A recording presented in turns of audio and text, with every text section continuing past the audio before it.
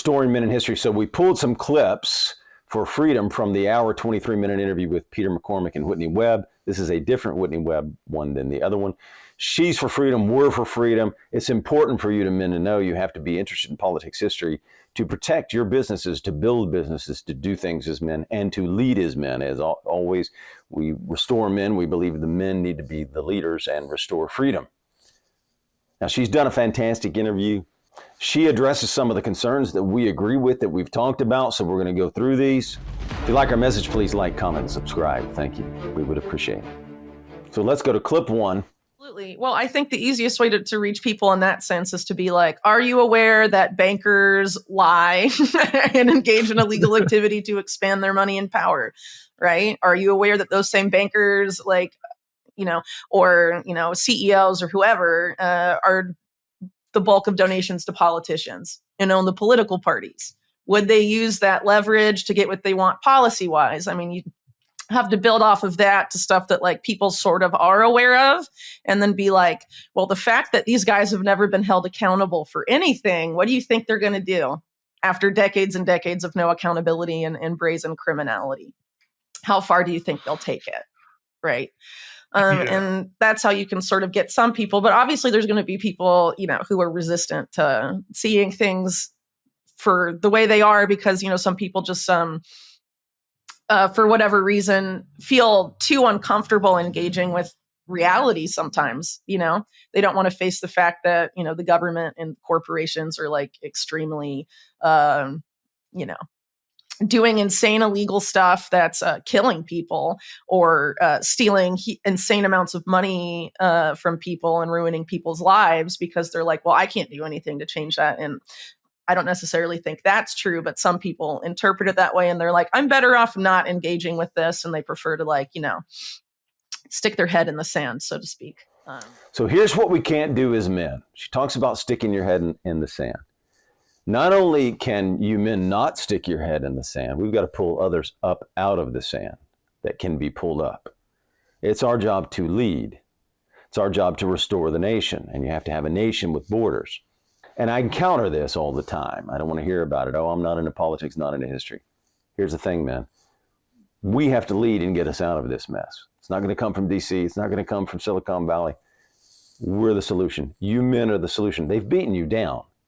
They have attacked you because they know you are the threat, and we must do it lawfully and peacefully. These factions will not stop paying attention. We men must pay attention. And we always bring up accountability.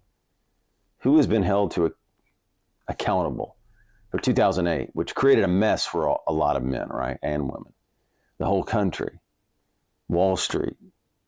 The mess they created, who's gone to jail for that? I called it too corrupt to fail, not too big to fail. So who's it up to fix that? Us.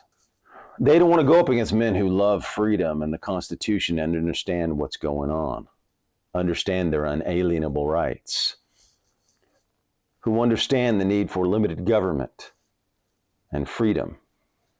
Let's go on to clip two. Probably. I mean, so think about what happened during COVID, and there were all these signals sent by powerful people that something greater than COVID would soon be upon us, whatever that is. So whether it's a giant war, another world war of that sorts, or, something else, COVID 2.0, what we saw during COVID, insane issues with inflation that persist, right? And insane supply chain issues. It's probably a good idea to have a supply of stuff you need to survive in your house.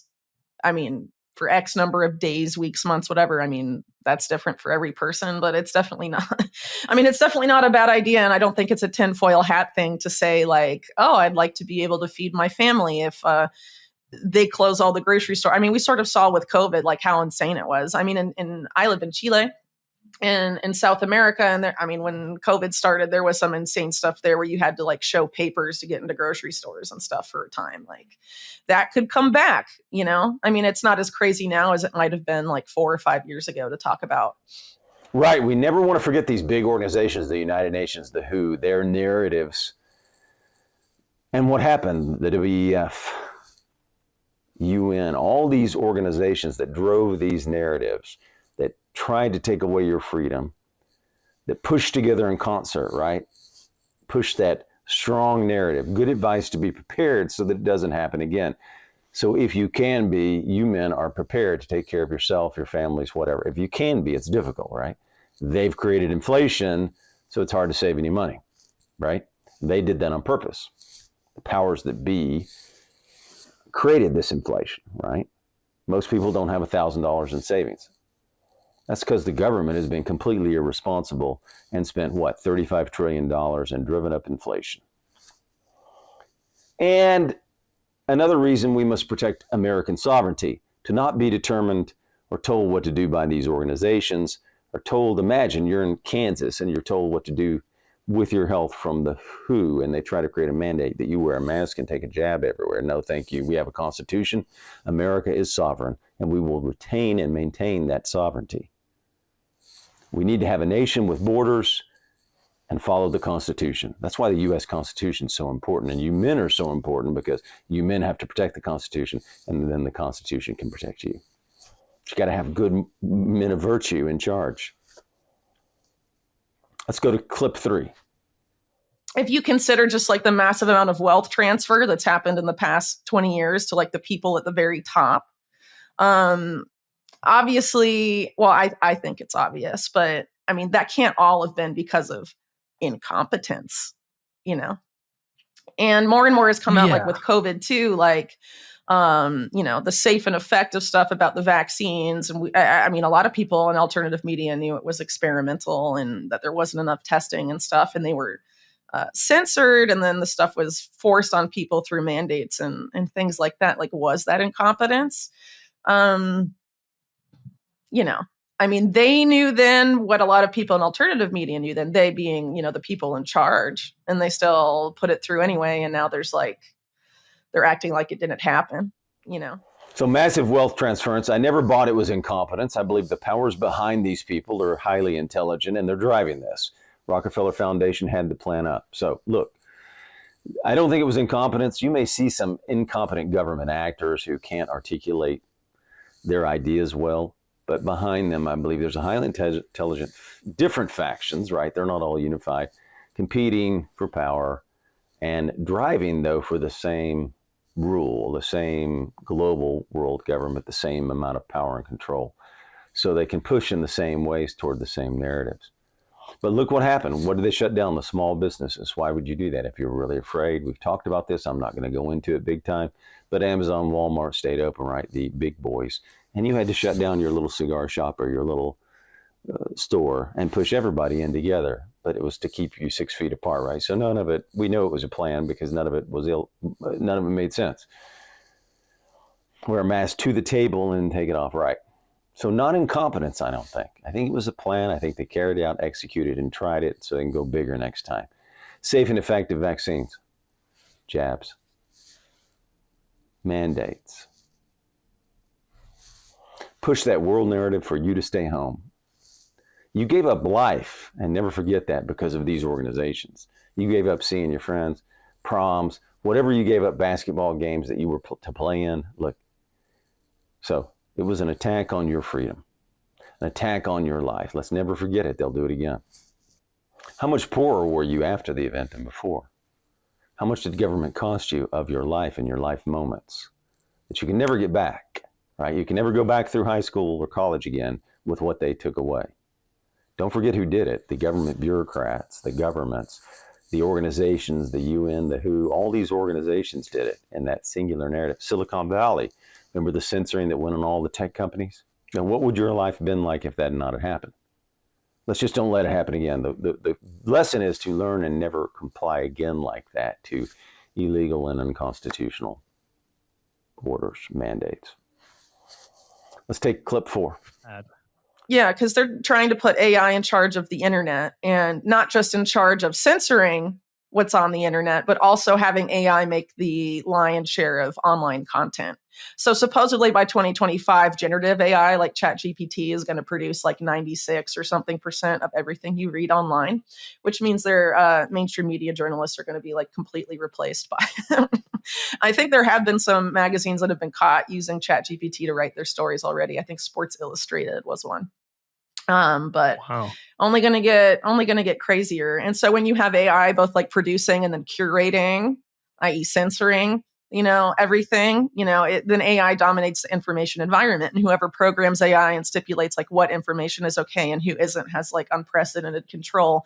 And when you consider that most people today get their information from online or, digital sources, that's unprecedented control of what people, not just how the information that people like read and receive, but also, I mean, you're manipulating people, how people perceive reality. And that obviously translates into how people behave. And actually, Henry Kissinger, who I'm sure you know, died recently, and the guy that he named as his heir, which is Eric Schmidt, the former Google CEO, wrote a book on AI explicitly about that, and how AI is basically going to control how we perceive reality by taking control of online content in its entirety. And that us becoming increasingly dependent on AI for everything is going to cognitively diminish people, so that we won't be able to perceive reality or make sense of anything without AI doing it for us. So one of the beautiful things about our Constitution is we have separation of powers. So I don't think, it's not exactly similar, but AI curating and writing all the content, there would be no separation of power there. Imagine a totalitarian government having control of that, or anybody who's a totalitarian, an oligarchy having control of that, or a technocracy having control of that. The AI, they program it, and that's the danger, right? It's who's programming the AI. We've talked about this a lot. And then pushing that narrative out. And more alarming is you don't have any friends, you don't have a community, you're not in a men's group. You're going more and more and more on the internet, and you're not contacting in real life. And then you have AI writing 90% of the content, she says, by 2025. 96% of the content. AI censoring information. So imagine that during COVID. The powers that be want to send a message. She talks about Henry Kissinger, Eric Schmidt, and the book she read, and how AI will control how we perceive reality. And that's scary, by taking control of online content. And you being dependent on AI, and we don't want to be more dependent, we don't want to be less dependent on AI, right? And this is an interesting thing we brought up about ChatGPT and online and all of these, is, and reading stats that I've looked at, cognitively diminished people.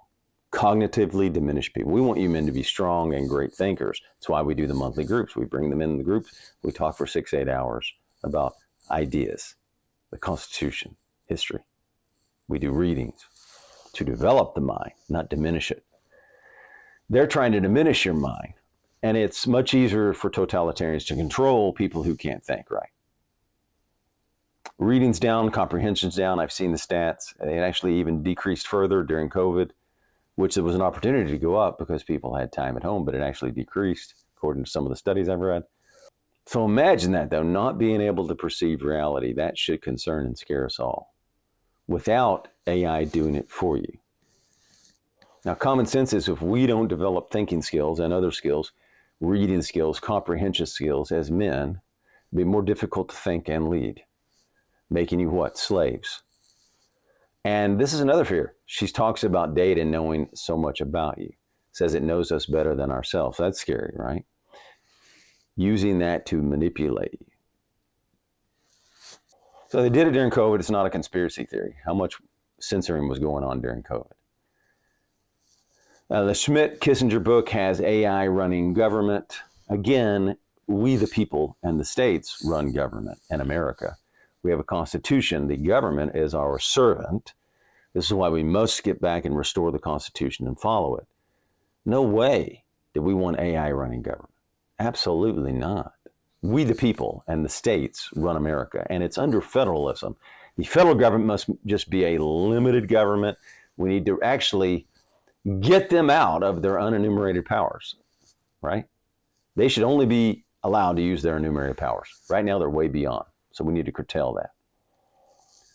So this is end of part 1. We'll pick it up in part 2.